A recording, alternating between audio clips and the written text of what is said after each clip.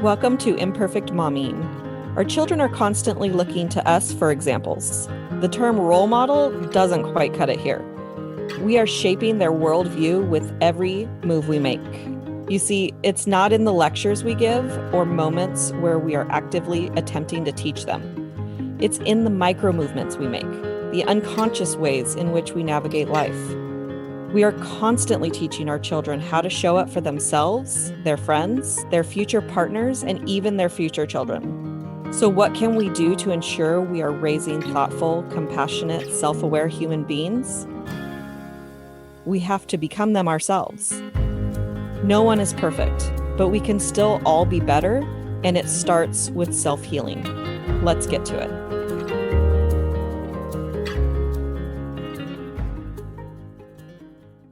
Welcome back to Mom Happy Hour. And if you're listening on the podcast, welcome to Imperfect Momming. So we've had some new members to the group, and I'm coming on a little bit earlier than I normally do on Mondays. Normally I'm live in the group at 9 a.m. Pacific time. And today I am a little bit early because I have my annual physical at 9:30 and I need time to get there. So I wanted to jump on here before the day gets away from me and things get a little bit crazy. So here I am. And the thing that is on my mind this morning, normally I go kind of off of what my blog post was about. And I did write a blog post this week, and I still need to do that. So, but I decided that I was going to go off the cuff a little bit because I don't read the blog post typically. I kind of summarize what I wrote basically, which means that I've gathered my thoughts together and I'm a little more scripted, but not 100% scripted by any means. But today I thought, well, I have some thoughts on my mind. I'm going to see what it sounds like when they just flow naturally. So the thing that's on my mind this morning really is like the number one mistake I think that moms make. And that number one mistake, I think, is not getting support. I mean, literally, I called myself the mom support coach because the times in my life that I felt the worst as a mom was when I felt like I had no support. The support was there, but I wasn't leaning on it. And I mean, literally, like I went through a divorce and I moved in with my parents, and my dad said, like, the first weekend that I lived there again, that he and my stepmom are not built-in babysitters. And what I heard in that statement was, don't ever ask for help. That's what I heard. And so I didn't. And my son was having some behaviors that he had never had before, while I was going through feelings that I had never felt to that depth before. And I do believe that the two are connected. But because of that, I felt like a horrible mom. I pretty much had him 24/7 as I was going through a divorce and his dad wasn't around. And then I didn't have anyone in living with me that I could ask for help. And so he was with me all the time. And I also believe that moms need breaks. We need that time to be ourselves, to not be someone who's doing something for someone else. Recently, I started waking up at 5 a.m. so that I could just like be me and do things for me. And I remember getting so irritated at the cats because the cats would like meow at me. And I'm like, how dare you ask me to do something for you during my time, right? And I mean, that right there is a sign that you need some support. And my puppy has come and joined me on the video. You could see little puppy ears. So when we don't have support, I think that that's when everything falls apart. Long story short, I started getting support. I remember there was a moment where I told my best friend, I don't want to be a mom anymore. And she came back and said that she knows someone that would adopt my son if I really truly felt like I didn't want to be a mom anymore. And that made me think, like, essentially she made me put my money where my mouth was. And what I realized was that I needed a break. And so I asked my son's dad to take him for a week, and he took him for a week.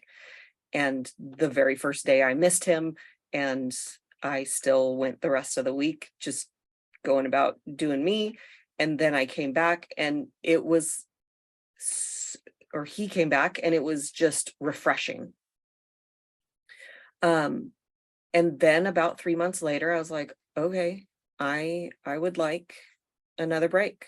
And so we repeated that pattern for a really long time, where every 3 months he would go for a week.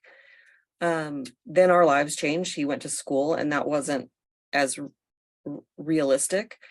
And so that changed. And during that time, I started getting more support anyway, where I had a friend that was like a co-parent for me. She was like a second mom for him. And that was when I felt the most supported for a long time. And she ended up passing away, which was hard. But I found a new kind of support. And during the pandemic, I really realized that what I need is just a little bit of alone time. And so during the pandemic, I think that I would have like a day where my mother-in-law would take him. And it was nice to have that break for a day.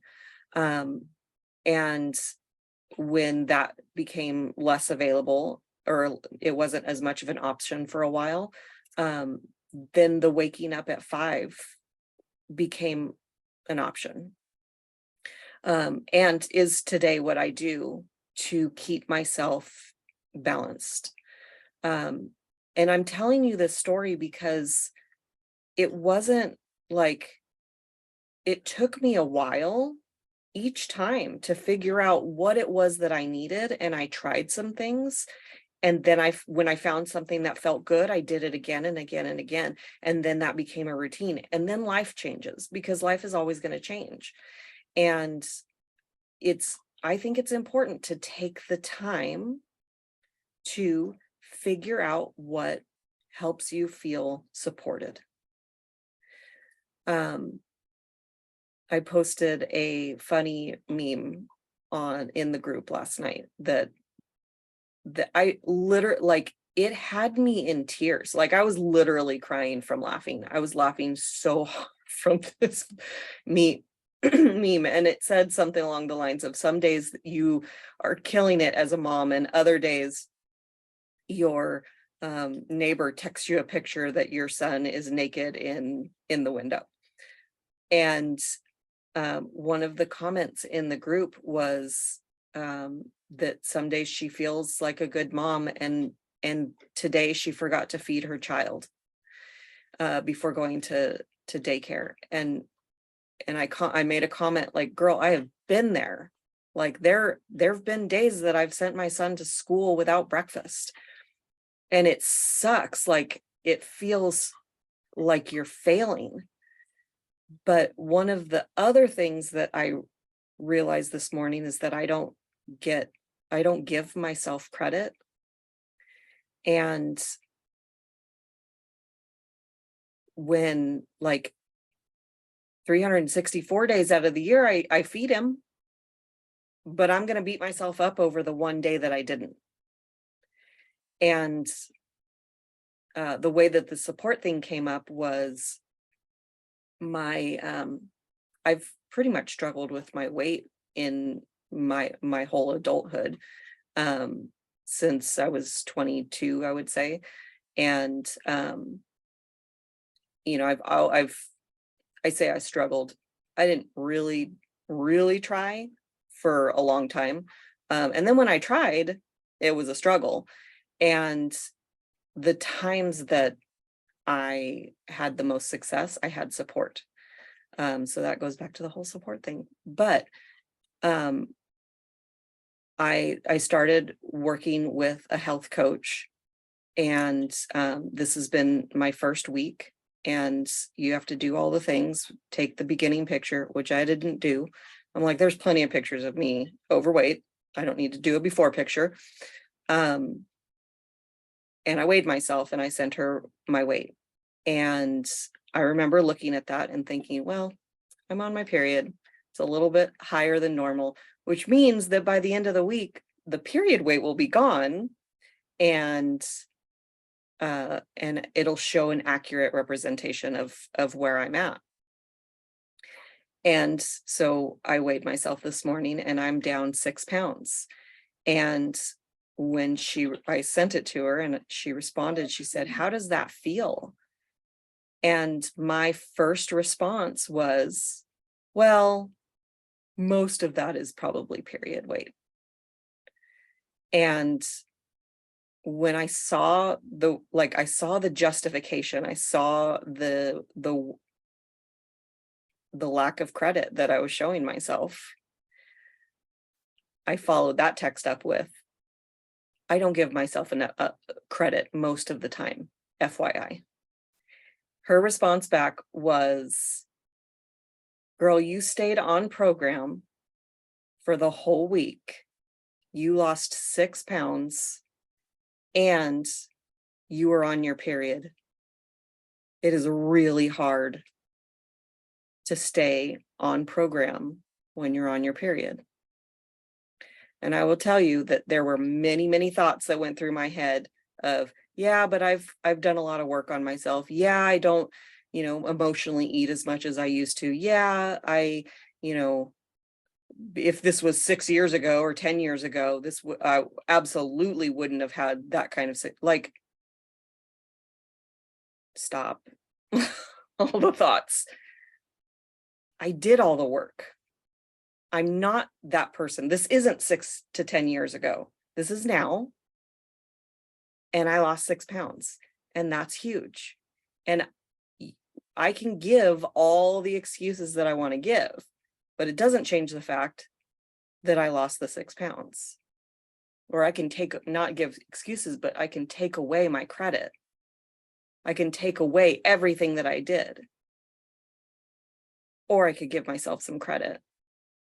And that's what I want you guys to hear from me today is 364 days out of the year, you send your kid to daycare with breakfast.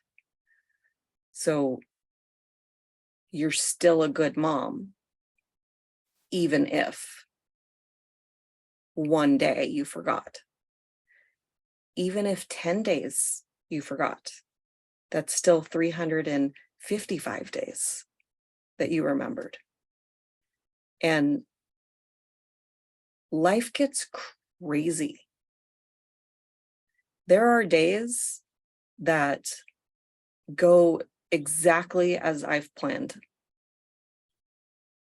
I'm going to reframe that or rephrase that. There are days that goes exactly the way that I planned it. The number of days that go exactly the way that I plan it are so very few. They never survive collision with another human. So if it goes exactly the way that I planned, it's because I've become a robot and there's nobody around me, because it just doesn't exist. There's a lot of days that I feel more productive and feel better about what I got done and staying on track. But my day never survives collision with another human. And those days that I do exactly how I planned, the plan was to like sit and do nothing. And even then it doesn't go as planned. Like I can't think of a day that's gone exactly as planned. Ever. So yeah. Life gets crazy. And I think I read something else that said to learn from the mistakes. Like, we've had some really crazy mornings, and those crazy mornings are usually when I forget to give my son breakfast. And so now I try to do things in the evening to make the morning run a little bit more smoothly. Or, like I said, I wake up at 5. Some of that time is dedicated to me. I'm doing me. Like it's not about anybody else. Maybe an hour. And then I have another hour before everybody gets up. And I'm a morning person. I'm not telling you to get up at 5. If you're not a morning person, stay up a little bit later. If you have time in the middle of the day, plan for tomorrow in the middle of the day. Like you figure out this is not me telling you to get up at 5. This is what works for me. And if you're curious about that, like how to figure out when would be the best time for you, there is a quiz called the Power of When quiz. I think there's a book called The Power of When. And when I took the quiz, I was a lion, and lions wake up early, and I was like, sweet. It was like it gave me permission. It's really funny. But this morning, well, yesterday, all weekend, we spent cleaning the house because the house got a little crazy as a disaster area. And since it was kind of a rainy weekend, we decided we're going to stay home and just clean the house so that we can go and do something fun and not feel guilty about like we should be cleaning. So we cleaned the house, and my son's backpack got put in a new spot that doesn't get run over by the vacuum cleaner, and his jacket was in his room, and his water bottle was in his room. And so this morning it was hard to wake him up. So I tried a little bit, and then I was like, oh, his jacket. And I grabbed his jacket, and I grabbed his water, and I went and I filled the water up, and I put it in the back of the house where we walk out the door to go to school. And then I checked his backpack for his school book because I knew that he pulled it out this weekend, and most weekends he doesn't pull it out. So I wanted to make sure that he had it so that if he has reading time at school, he can read it. He'll have it available. It wasn't there. So I had to look for it, which I found it in about 30 seconds because last I saw it was on the bed, and most of his stuff, when he goes to sleep, it falls off the bed into the crack. Looked in the crack, there it was. Anyway, long story short, I knew where everything was because we had spent the whole weekend kind of gathering and organizing. And so it took me 30 minutes to get him awake. And the first thing he said when he finally woke up was, now I'm going to be late to school because it took 30 minutes for me to wake up. And I said, actually, we're going to spend the next 10 minutes eating breakfast. And while you eat breakfast, you'll be waking up. And then at 7:40, we're going to go brush our teeth. And at 7:45, we're going to walk out the door. So we ended up walking out the door about 7:55, but I create a buffer so that as long as we're out of the house, by like 8:10, he's not going to be late to school. My plan is to get out of the house at 7:45. So I have that much of a buffer so that we're not late for school, because it gives him massive anxiety to be late. So we plan for that, because I know mornings are crazy. And when he doesn't wake up 30 minutes late, air quotes, if you're not watching the video, when he doesn't wake up 30 minutes late, then at 7:30, we go and we dogpile on my boyfriend, literally with the dogs. Like, we all run into the bedroom, and that's how we wake him up. And it's a lot of fun. It's Xander's favorite part of the day. If he wakes up on time, then we brush our teeth and eat breakfast from 7 to 7:30 so that he has time to do that. Like, these are all things that we've figured out how to make it work by trial and error.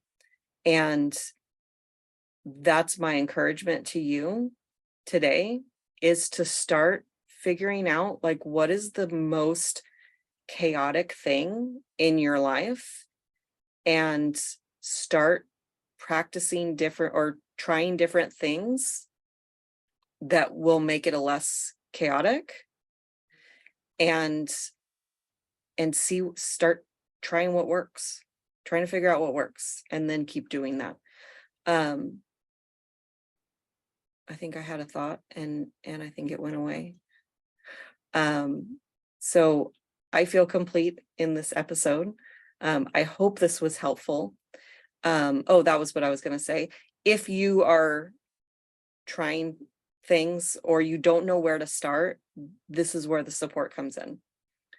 So there's 100,000 things that I've tried. I've listened to other moms try different things. I have ideas that can help support you. And, I offer free consultation calls. So if you go to my website, alicialyons.com, there's a link there for a free support call. Go on there, get yourself an appointment, and I would be happy to help you. Like, this is what I'm dedicating my life to, is helping moms have more peace in their life.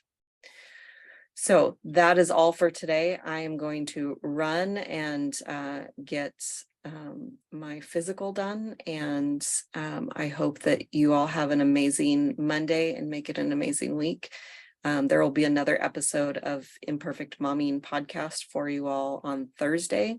And I'll see you all next week for Mom Happy Hour. And until then, keep healing. Bye, guys. Thank you for tuning in to Imperfect Momming. It's time for us to step up and realize that our power is not in trying to shape our children. Our power lies in shaping ourselves into the people we want our children to model themselves after. Don't just do it for your kids. Do it for yourself. When you become a more self-aware, compassionate, and confident person, you and everyone around you benefit. For more information about me and my work, visit alicialyons.com. That's ALYSIALYONS.com. See you next time.